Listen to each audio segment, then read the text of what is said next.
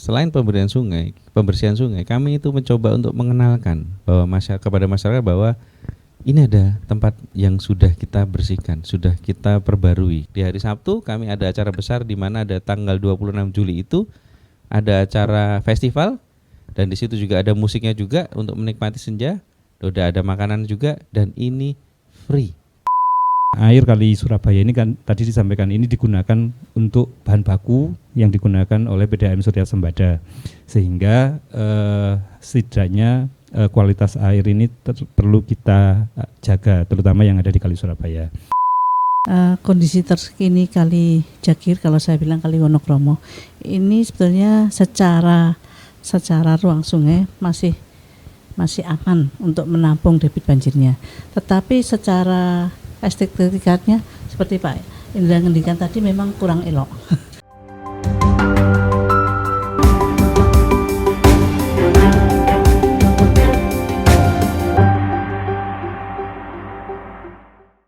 Jagir, sungai yang kita panggil rumah. Di balik gemericik air yang mengalir tenang, tersimpan kisah masa kecil yang tak pernah hilang. Sumber kehidupan, napas yang memberi daya, terdapat jiwa-jiwa menggantungkan asa. Jagir bukan sekedar sungai yang melintas. Ia saksi tumbuhnya cinta, usaha yang tak terbatas. Di tepinya, keluarga merajut harapan. Waktu memang berlalu, kenangan pun bertahan. Namun, tak selamanya air membawa bahagia. Ia kini menampung luka, sunyi, dan derita. Limbah dan sampah menutup cermin jernihnya, menenggelamkan cerita yang nyaris terlupa. Tapi harapan belum mati, masih ada yang nyala. Di tangan kita, perubahan bisa bermula.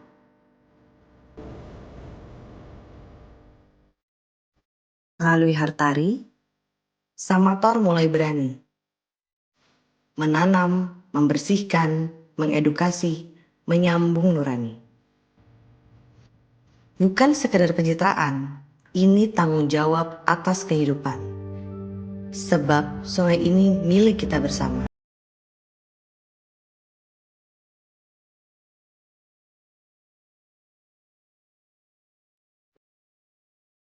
Ia hanya tahu siapa yang peduli, siapa yang hadir, meski dalam sunyi.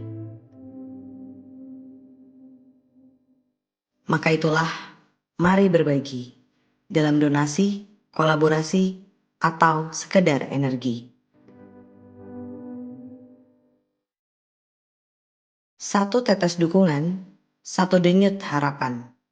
Untuk sungai yang kembali dalam kehidupan, untuk lingkungan yang kembali bernyanyi, dan masa depan yang tak lagi sunyi.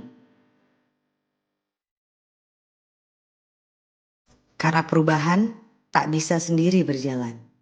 Butuh tangan-tangan dan hati yang menyalakan. Ini bukan cuma tentang air yang mengalir, tapi warisan hidup yang ingin kita takdir.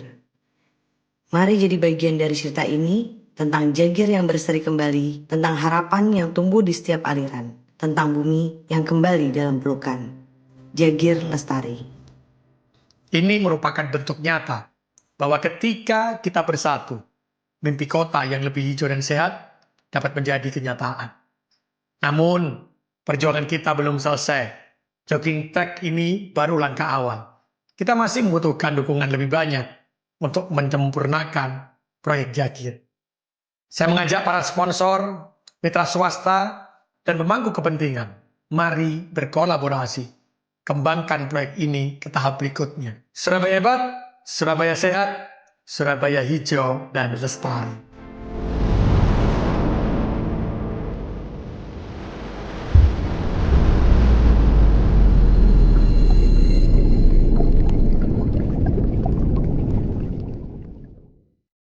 Halo Tribuners, kembali lagi bersama saya Cindy dalam wawancara eksklusif Tribun Jatim Network dan Harian Surya. Dan untuk episode kali ini Tribuners, kita akan membahas tentang salah satu kawasan bersejarah nih di Surabaya yang memiliki peran vital dalam sistem tata air kota, yakni Sungai Wonokromo atau yang juga dikenal sebagai Sungai Mas. Nah, sungai ini merupakan kanal peninggalan Belanda yang dibangun sebagai bagian dari sistem pengendalian banjir Sungai Brantas. Seiring waktu, Tribuners, kawasan di sekitar Sungai Wonokromo mengalami pertumbuhan pesat. Bahkan setiap tahunnya, kawasan ini mencatat peningkatan sebesar 15% dalam sektor industri, permukiman, dan komersial, menjadikannya salah satu zona ekonomi strategis di Surabaya. Namun, di balik geliat pembangunan itu, muncul tantangan besar nih dalam menjaga keberlanjutan dan fungsi ekologi sungai. Nah, menyadari hal tersebut, Yayasan Hartari menghadirkan sebuah inisiatif bertajuk Jagir, Jejak Aksi Gotong Royong untuk inisiatif revitalisasi. Dan inisiatif ini bukan hanya simbol kepedulian, tapi juga aksi nyata yang melibatkan berbagai pihak, termasuk Balai Besar Wilayah Sungai atau BBWS, Brantas, dan Perum Jasa Tirta 1 atau PJT 1 dalam merevitalisasi fungsi dan wajah Sungai Wonokromo. Jadi sebenarnya apa sih yang dilakukan dalam program Jagir? Siapa saja yang terlibat dan bagaimana dampaknya terhadap masyarakat dan lingkungan? Dan untuk itu Tribuners, saat ini sudah hadir bersama saya 3 narasumber penting nih. Selamat datang untuk Bapak Indra Perdana selaku Ketua Yayasan Hartari. Kemudian selamat datang juga untuk Ibu Sri Hardini Suprapti atau Bu Dini selaku Kepala Bidang Pelaksanaan Jaringan Sumber Air BBWS Brantas, dan juga Bapak Agung Nugroho Dwi Prasetyo selaku Kepala Divisi Jasa Air dan Sumber Air Wilayah Sungai Brantas, Perum Jasa Tirta 1. Baik, kita akan memulai podcast wawancara eksklusif hari ini dari sumber inisiatifnya nih, yaitu dari Yayasan Hartari yang menjadi penggagas program Jagir nih.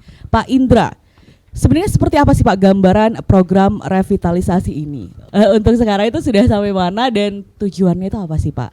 Baik, untuk program kami ini sebetulnya program yang bisa dibilang sudah ada ya bangunannya, tapi kami ingin membuat bangunan ini kembali asri dan hijau lagi. Karena sebetulnya Sungai Jagir ini sudah ada dari dulu, sejak zaman kolonial Belanda. Tetapi semakin ke sini seperti tadi pertumbuhan banyak orang, 15% tadi, membuat sungai ini menjadi tidak bersih kembali. Sudah banyak industri, sudah banyak manusia yang ada di sekitarnya. Sungai ini menjadi kurang elok untuk dilihat dan kurang bersih. Nah, maka itu kami membuat sebuah program Jagir. Program ini yaitu membangun semua yang ada di bantaran sungai itu dipercantik kembali, diperluas dan juga dibuat sebagai aktivitas zona hijau baru. Karena di Surabaya ini zona hijau baru yang di bantaran sungai cuma ada Kalimas saja. Sedangkan yang di Jagir atau wilayah timur ini masih belum banyak. Dan ini bisa, kalau ini sudah selesai, bisa panjang hampir 6-7 kilometeran. Tujuannya Pak itu untuk membuat zona hijau baru nih di Surabaya. Nah, kemudian ini kan lokasinya menarik sekali nih Pak, di pinggir sungai. Ini ada tema tersendiri nggak sih?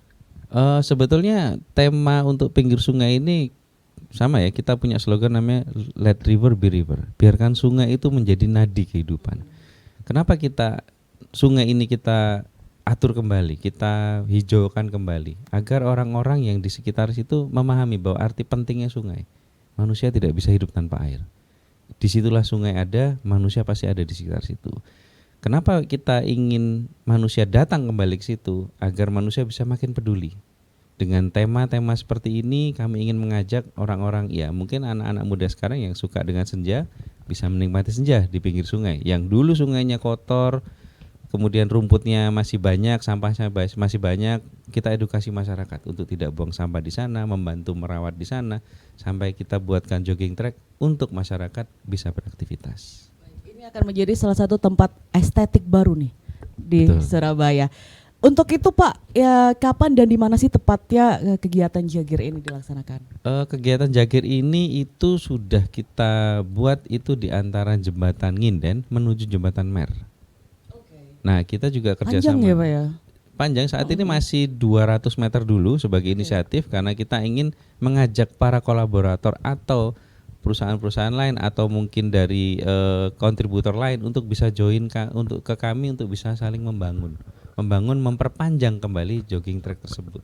Karena kami sudah bekerja sama dengan BBWS maupun PJT untuk perizinan, untuk kemudian kita desain teknisnya seperti apa, kita sudah koordinasi sampai kita berhasil membangun jogging track ini yang mana nanti bisa diperpanjang lebih dari 200 meter dari yang sekarang sudah dibangun.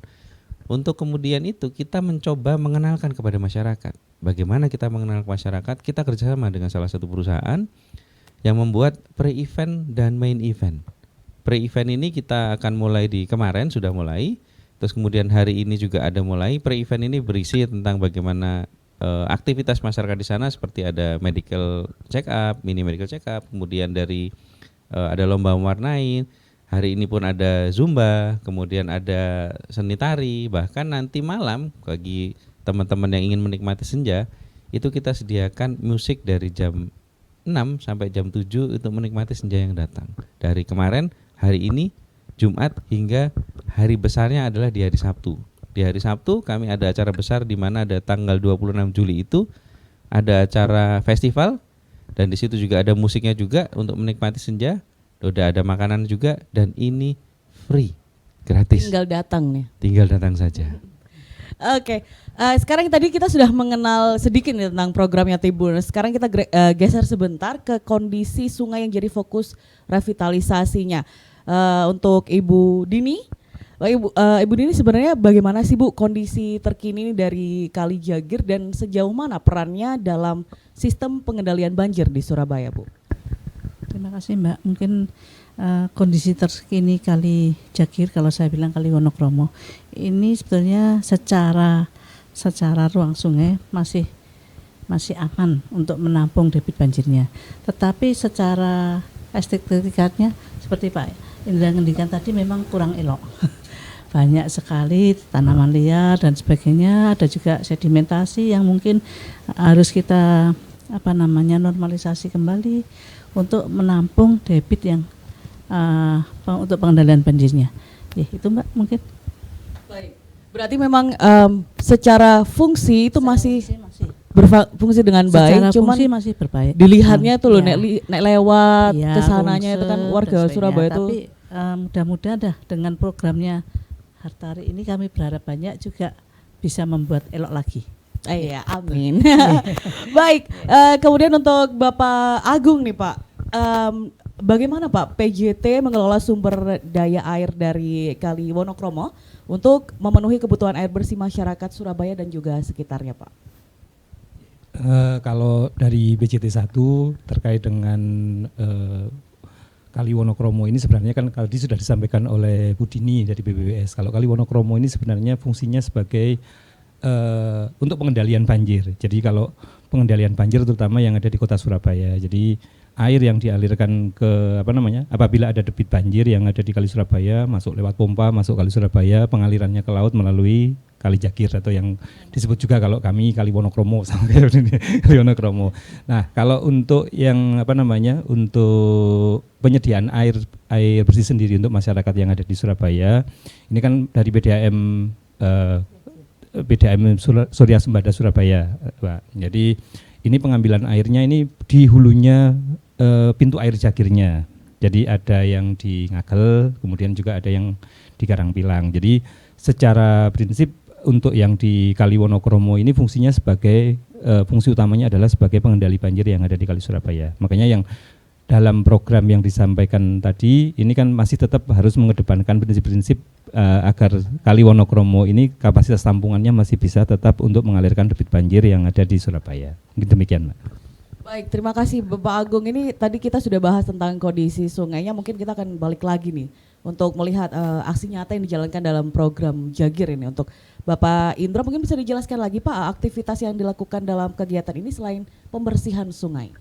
Baik, seperti yang saya informasikan bahwa selain pembersihan sungai, kami itu mencoba untuk mengenalkan bahwa kepada masyarakat bahwa ini ada tempat yang sudah kita bersihkan, sudah kita perbarui. Makanya kita akan acara di tanggal 23 sampai 25 dan acara utamanya ada di tanggal 26.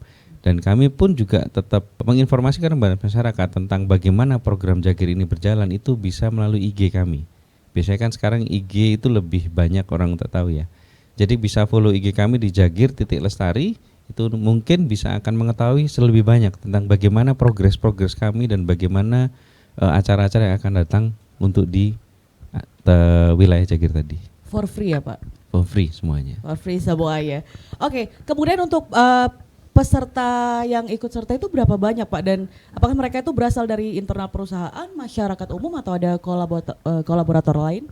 Untuk pengunjung yang akan datang ke sana itu kita semua umum.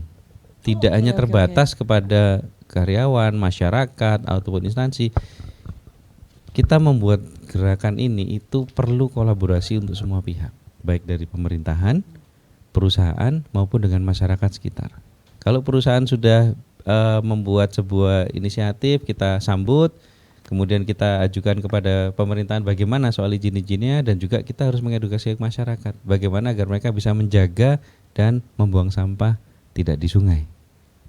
Baik, tadi sudah bekerja sama dengan pemerintahan juga, dan untuk bekerja sama dengan komunitas lokal atau pihak ketiga, apakah ada juga Pak seperti misalkan komunitas lingkungan atau sekolah gitu? Oh, tentu ada. Nanti akan ada namanya community development. Kita akan mengajak semua baik dari lapisan masyarakat, baik dari komunitas-komunitas lain sampai dengan sekolah-sekolah. Termasuk besok pun hari ini pun sore ini kita ada acara yang melibatkan komunitas kopi. Oh, oke. Jadi bisa ngopi sambil senja, ada musiknya. Gitu. Itu sebenarnya memang beragam sekali ya Pak aktivitasnya di sana sekali. ya. Oke. Jadi kalau saya tadi konklusikan sedikit nih Pak dari yang tadi kita omongkan, nantinya Surabaya akan mempunyai ruang hijau baru. Nah, sebelum itu kalian juga punya tempat wisata gratis, bisa ngopi senja, bisa ngumpul-ngumpul bareng di sana ya Pak ya, for free. Oke, kemudian kembali lagi ke Bu Dini. Program ini kan nggak bisa berdiri sendiri Bu, tentunya itu ada peran dari BBWS dan juga PJT dalam pengelolaan sungai secara teknis nih.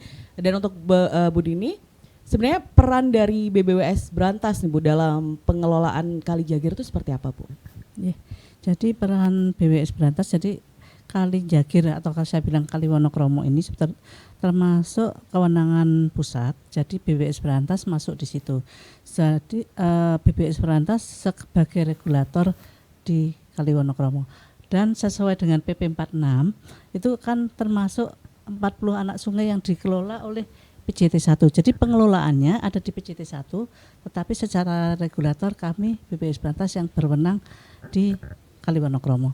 Jadi untuk secara konstruksi dan sebagainya kami pun sudah berkoordinasi dan dengan pemerintah provinsi Jawa Timur dalam hal ini Pemkot Surabaya dan juga PU SDA provinsi dan juga PJT, dan yang penting lagi pihak swasta termasuk dari Hartari ini. Jadi dengan adanya Hartari masuk kita lebih lebih nyaman lah. Jadi harapan kami dengan adanya revitalisasi di Kali Wonokromo ini sepanjang tidak menyalahi aturan, mana yang sungainya, mana yang sempadannya, mana yang tanggulnya, kita selalu oke. Dan kami berharap apa yang sudah dikerjakan dari Hartari ini bisa nyambung ke pihak-pihak lain sampai muara. Harapan kami sih seperti itu. Jadi lebih safe lah. Yeah. Jadi bisa dimulai nih dari Hartari dan bisa selanjutnya juga dilaksanakan di yang lain-lainnya gitu ya Bu ya. Sepanjang Kali Wonokromo kan panjang nih sampai muara. Panjang sekali ya. Itu siapa tahu nyambung ke pihak-pihak lain di sepanjang Kali Wonokromo itu. Ya, dan juga kalau tadi sampai nyambung panjang itu kita buat jogging track. Orang kalau mau lari itu bisa lebih panjang dan lebih suka kalau mau lari. Nggak perlu, lebih sehat dan aman juga. Kalau orang kan sekarang lari di jalan ya, banyak jogging sendiri, ada motor lewat-lewat. Kalau kita sediakan tempat situ, dia bisa berlari sampai 5 km, 6 km sepanjang sungai itu akan lebih aman buat mereka. Dan terbayang sih Pak ya, view-nya nanti bakal bagus dan view senja sekali. Iya, aduh. Nggak sabar nih kayaknya ya. Baik, ini masih ke Bu Dini lagi. Bu Dini, BBWS itu apakah juga melibatkan masyarakat Bu dalam pengelolaan sungai termasuk melalui kampanye kesadaran lingkungan Ibu? Ya, sebetulnya secara kegiatan kami selalu melibatkan masyarakat. Ini selalu. Jangan sampai kita kerja nggak melibatkan masyarakat, bisa-bisa kita di demo nanti. Ya, jadi kami juga bekerja sama, terutama yang di bawah pengelolaan PJT 1, itu termasuk Kali Wonokromo kan ada 40 anak sungai yang dikelola PJT 1. Ini sudah selalu melibatkan masyarakat dan perusahaan-perusahaan yang di sekitar. Yeah. Baik, terima kasih Bu Dini. Kemudian ini nanti ke Pak Agung. Pak Agung, menunggu ini sebenarnya. Baik Pak Agung, mungkin bisa dijelaskan Pak Agung langkah-langkah yang dilakukan oleh PJT untuk menjaga kualitas air dari Kali Wonokromo, Pak Agung. Kalau di Kali Wonokromo ini kan sebenarnya bagian hilir yang dari Sungai Brantas.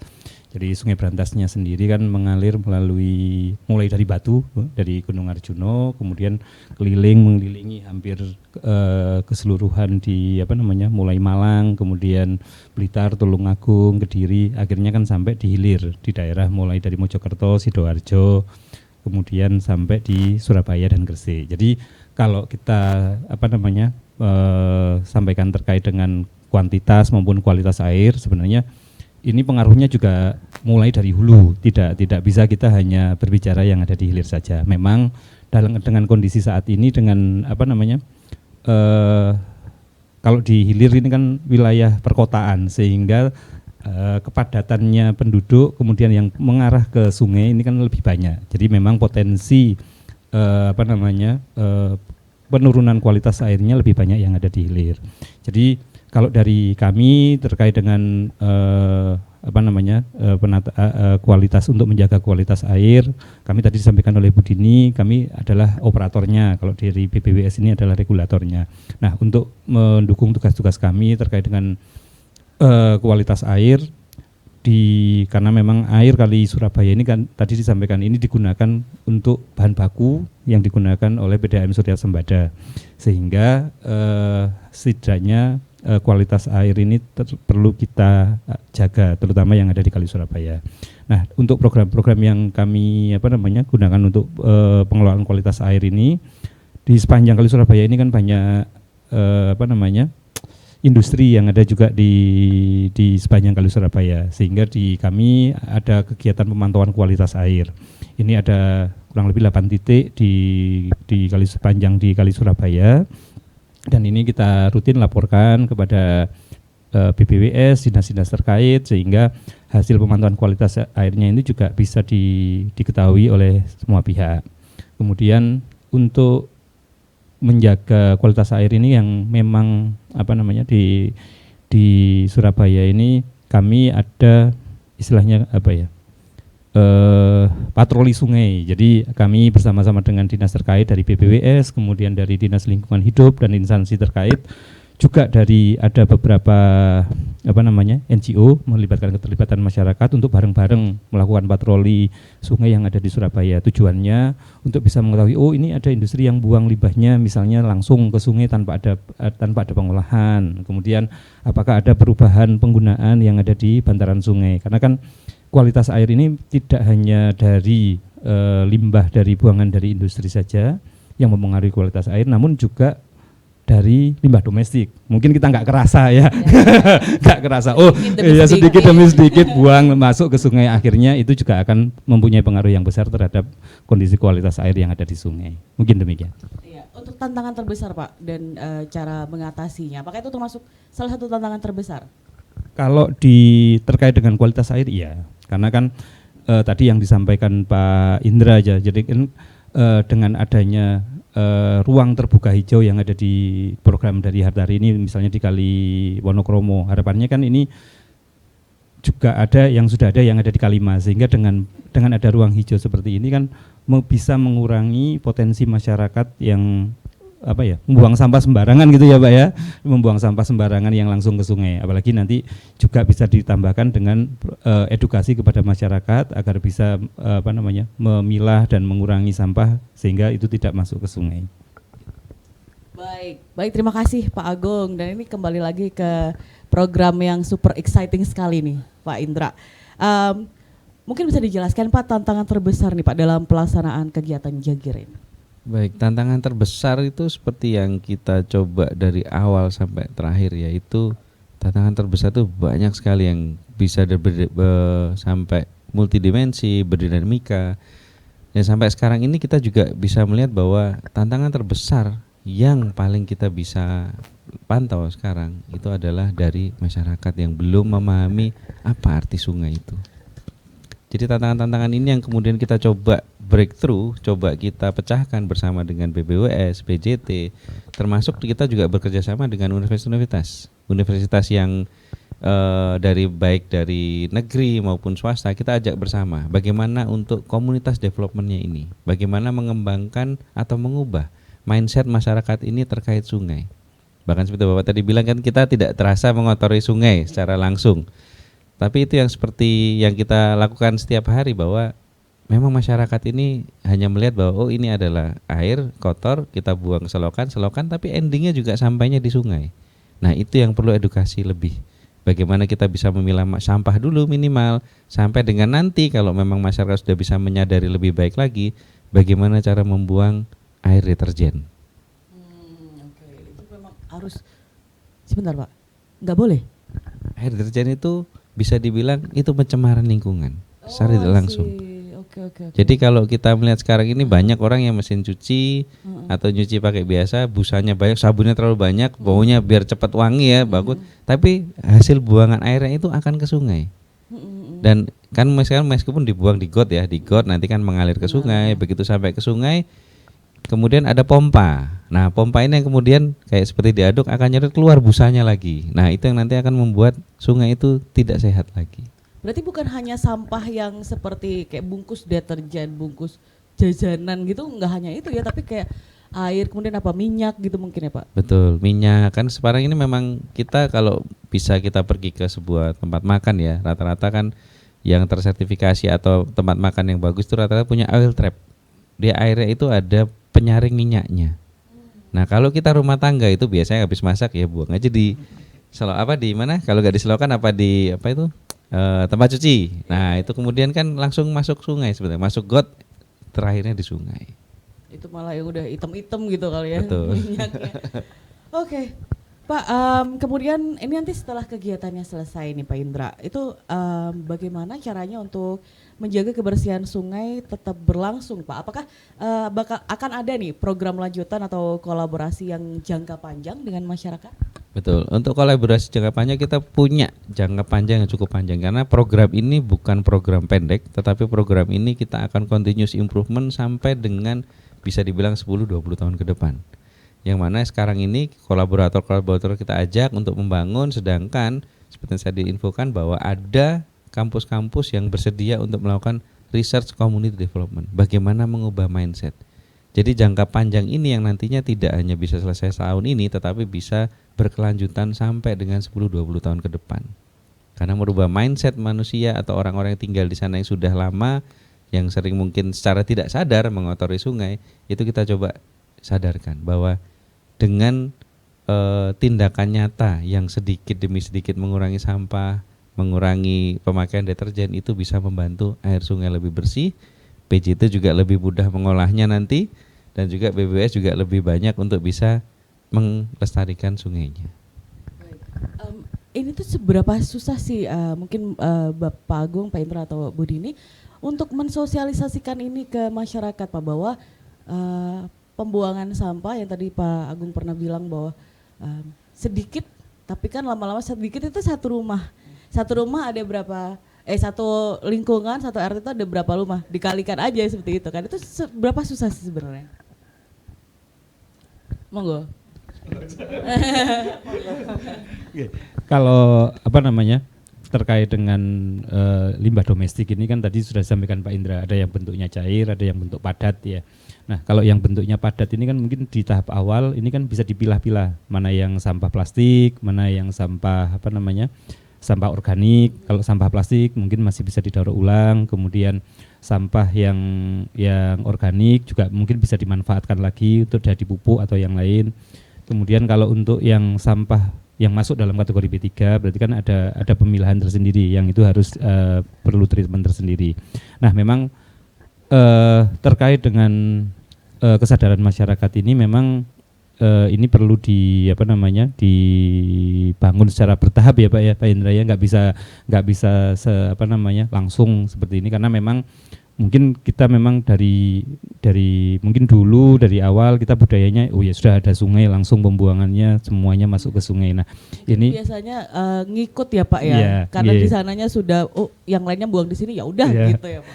Nah ini kan tapi dengan pemahaman, dengan edukasi yang bersama-sama bisa disampaikan kan, tentunya apabila kelihatan mungkin dengan program dari Hartari ini yang nanti kelanjutannya mungkin kan bisa di sepanjang Kali Wonokromo, dengan lingkungan sungai yang kelihatan bersih gitu kan, mungkin kan ini akan bisa timbul kesadaran di masyarakat. Eman kalau bahasa Jawa ya ini, eman sungai ini wis sapi gitu, karena untuk kok dikotori lagi. Nah ini kan sedikit mungkin jadi kalau sudah kondisinya bersih, orang kan kalau mau buang sampah sembarangan di area yang sudah kelihatan bersih kan jadi sungkan. Jadi harapannya dengan program Jagir ini nanti bisa melibatkan juga keterlibatan tidak hanya dari Hartari aja, tadi disampaikan Pak Indra, banyak pihak yang terkait untuk bisa bersama-sama. Jadi kita menjaga Kali Surabaya, Kali Wonokromo yang ini sama-sama kita tahu jadi bahan baku air minum, mungkin kalau yang bagi warga Surabaya terutama ya, karena ini airnya juga nanti yang diolah kemudian dinikmati jadi bahan baku air minum yang ada di Surabaya. Baik, terima kasih Pak Agung. Kembali lagi nih ke program Jagir nih Pak Indra. Apakah kegiatan ini akan menjadi agenda rutin tahunan nih Pak dari Hartari? Nah, seperti saya bilang tadi bahwa ini program jangka panjang.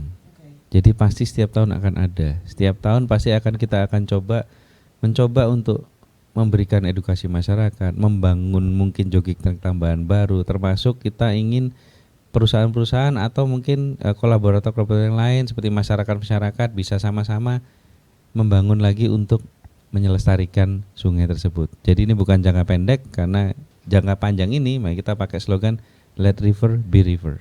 Itu artinya sungai yang menjadi nadi manusia, nadi kehidupan manusia yang ada di sana.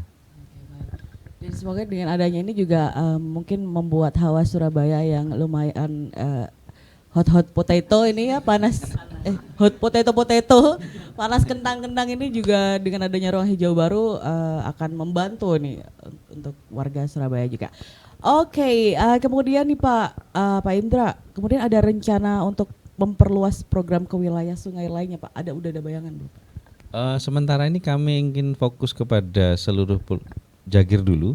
Begitu sudah Jagir ini selesai, baru kita akan cari proyek yang lebih besar lagi. Mungkin bisa tidak di Jawa Timur, mungkin ada wilayah lain yang membutuhkan pengalaman kami dalam mengatur semua pembangunan wilayah Jagir ini. Bisa di wilayah lain seperti di Jawa atau Kalimantan atau Sumatera, kita bisa akan kolaborasi ke sana. Kita tidak menutup kemungkinan kolaborasi dengan yayasan-yayasan lain yang mungkin perlu pengalaman kami dalam hal menata untuk proyek Jagir ini. Baik, kemudian untuk Pak Indra nih, harapannya Pak dari Hartari terhadap dampak jangka panjang dari kegiatan. Kalau harapan Hartari sangat jelas sekali. Sungai menjadi tempat rujukan baru untuk orang beraktivitas, menikmati masa sore di situ atau pagi hari. Kemudian sungai ini juga bisa nadi kehidupan mereka. Seperti yang tadi PJT dari Bapak Bagus bilang bahwa air yang mereka buang akan diolah menjadi bahan baku air minum. Nah, itu kan sebuah perputaran hidup, yang mana air yang kita terima dari Tuhan itu sudah kita terima, kita makan, kita minum, kemudian kita buat cuci apa segala macam, kita buang ke sungai, dikembalikan lagi oleh PJT ke manusia kembali. Itu saling bersirkulasi membutuhkan. Circle yang penting sekali, makanya kita harus menjaga itu ya Pak ya. Baik, untuk Bu Dini dan Pak Agung nih, harapannya dari program Jagir dari Hartari ini Pak? Harapan saya mungkin sama dengan Pak Indra, bisa berlangsungnya kehidupan di sungai. Jadi sungai ini bisa membuat manfaat untuk jangka panjangnya, karena banyak sekali masyarakat yang sangat membutuhkan dengan adanya Sungai Wonokromo ini. Untuk Pak Agung, monggo. Ya, kalau dari kami tentunya dengan program Hartari ini kan ini melibatkan keterlibatan dari pihak swasta ya, dalam turut berperan serta dalam pengelolaan untuk menghijaukan lah, membuat sungainya kembali agar bisa kembali tadi seperti yang Pak Indra berfungsi sebagai ya sungai yang bisa merupakan urat nadi bagi masyarakat. Nah, ini tentunya hal-hal seperti ini kan sangat penting mungkin bagi kami. Program-program seperti ini kan mungkin akan nanti bisa menggugah gitu ya Pak Indra ya, pihak-pihak lain dari pihak swasta yang lain mungkin yang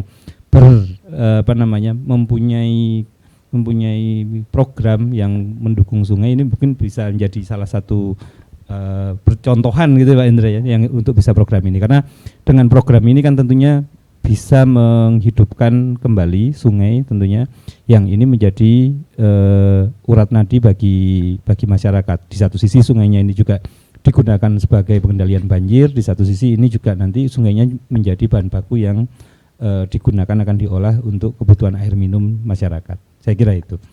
Baik.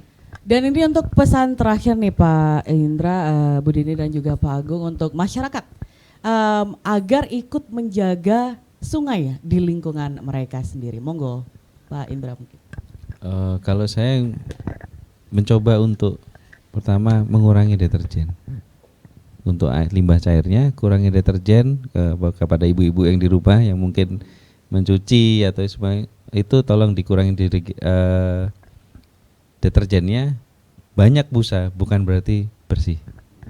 Banyak busa bisa jadi itu polusi untuk sungainya yang akan datang. Termasuk tadi dari Bapak Agung juga sudah menyampaikan bahwa perlu adanya pemilahan sampah domestik atau sampah yang mungkin makanan, kemudian sampah plastik, itu sampah kertas itu sudah bisa dipisah dari rumah. Kenapa seperti itu? Agar memudahkan mana yang bisa diolah, mana yang langsung bisa dijadikan pupuk untuk kebutuhan yang lainnya.